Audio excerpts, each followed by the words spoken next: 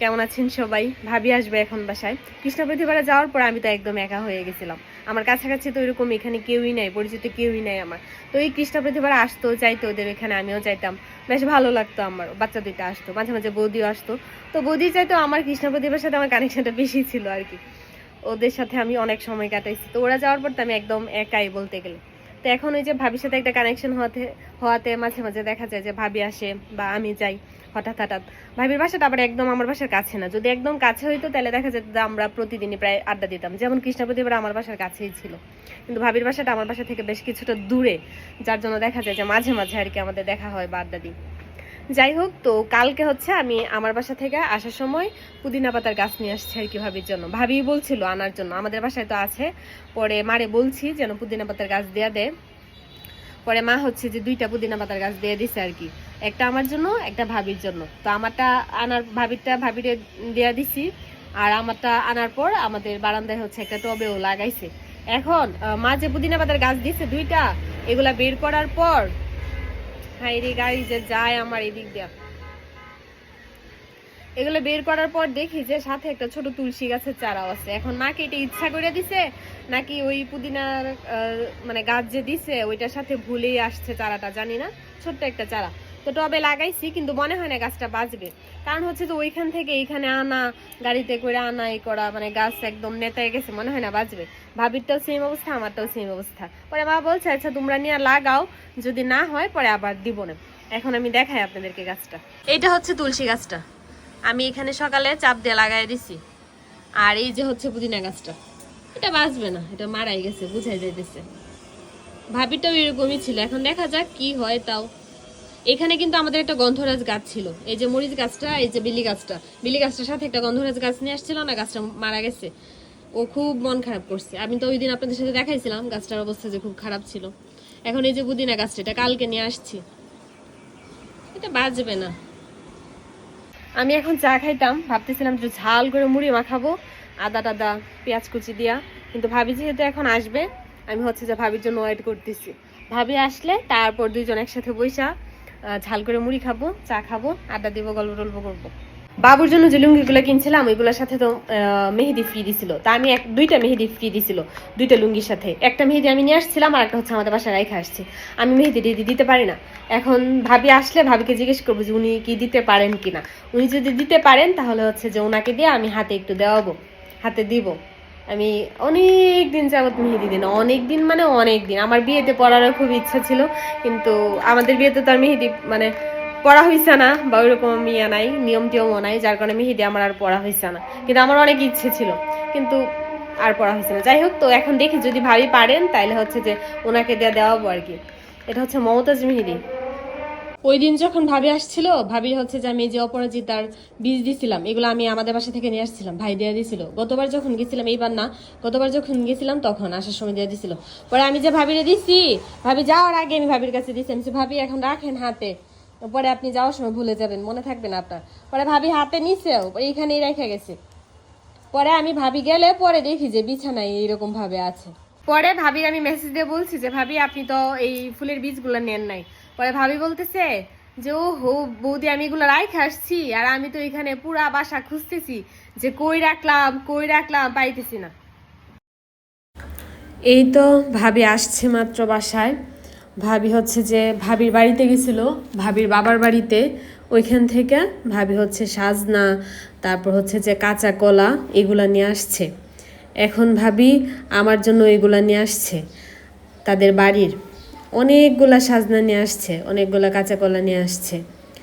তো ভাবি আমাকে আগের দিন জিজ্ঞেস করছে যে বৌদি আপনি কি সাজনা কাঁচা কলা খান? পরে আমি বললাম যে হ্যাঁ খাই ভাবি। তো আমি তখন বুঝতে পারি নাই ভাবিকে এখন কেন জিজ্ঞেস করছে। তো পরে যে এখন বুঝতে পারলাম যে নিজের বাড়িতে গেছিল, ওইখান থেকে নিয়ে আসছে, আমার জন্য এখন নিয়ে আসছে। যাই হোক, আগে বললাম না যে মুড়ি খাইতে ইচ্ছে হতেছে, ভাবি আসলে পরে খাবো। তো এই যে এখন মুড়ি মাখাইলাম, আমি আর ভাবি মুড়ি খাইলাম। খাওয়ার পর এদিকে হচ্ছে যে চা করলাম, আর হচ্ছে যে এখন চার সাথে একটু বিস্কিট নিলাম। দুধ নামায় রাখছি, ভাবি আসার একটু আগেই আমি দুধ নামাইছি। মানে ডিপ ফ্রিজে রাখা ছিল দুধ এখনও ছাড়ে নাই, নয়তো আমি দুধ চা করতে চাইছিলাম। ভাবি দুধ চাটা বেশি পছন্দ করে। ও তো আজকে এখনো মানে দুধ ছাড়ে নাই। আগের দিন যখন ভাবি আসছিল আমি হচ্ছে যে আগেই দুধ নামায় রাখছিলাম, যার জন্য দুধ চা করতে পারছিলাম। কিন্তু আজকে হচ্ছে ভাবি যখন জানাইছে চা আসবে তখন নামাইছি, তো তারপর আর ছাড়ে নাই। যাই হোক, এখন চাটা খাওয়ার পর ভাবিরে বললাম আর কি যে ভাবি কি মেহেদি দিতে পারে কিনা।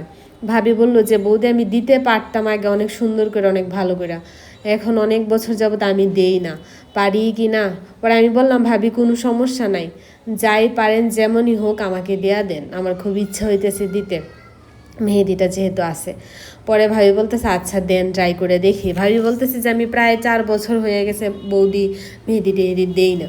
পরে আমি বললাম না কোনো সমস্যা নাই। তারপর এই যে হাতে দিলাম, খুব সুন্দর হয়েছে, আমার তো অনেক ভালো লাগছে।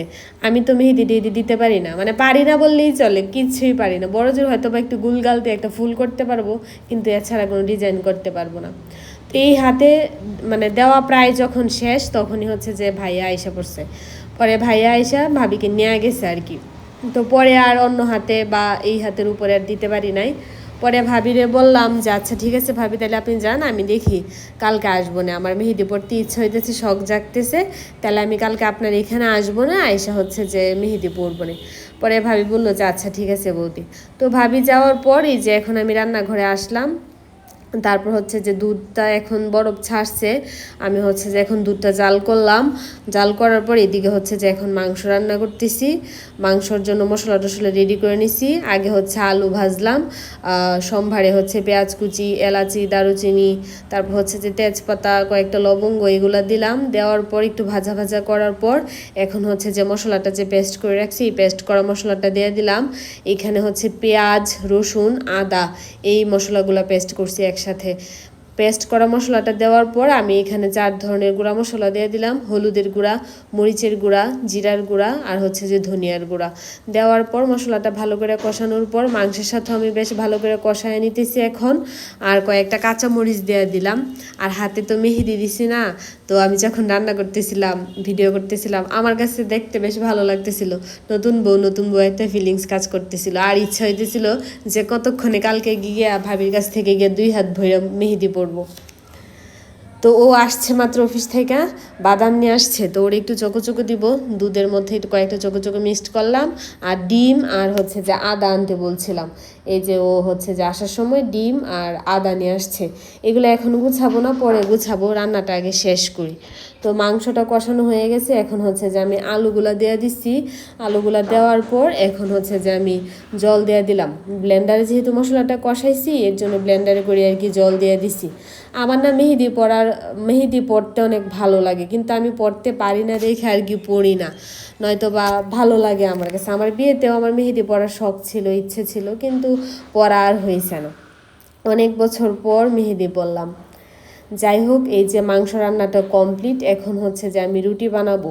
রুটির জন্য হচ্ছে যে গরম জল বসাইছি, তারপর হচ্ছে যে ডো তৈরি করব। তৈরি করার পর রুটিটা মানে বানাবো আর কি। এই যে গরম জল কইরা রুটির ডোটা মাখায় নিছি। এখন হচ্ছে যে মানে মাখায় নিছি না, এই যে এখন হচ্ছে যে মাখতেছি। তো বেশি না, একটু জলটা বেশি হয়ে গেছে, এখন আর কিছুটা আটা দিছি। আটা দিয়া আবার আর একটু মাখতেছি, বুঝতে পারি নাই মানে জল বেশি হয়ে গেছে। তো পরে মাখানোর সময় দেখি যে ঢেলঢেলা হয়ে গেছে। এই তো কমপ্লিট। তারপর একটা ভাজিও করছিলাম। শুভরাত্রি, এই ভিডিও পর্যন্তই, টাটা।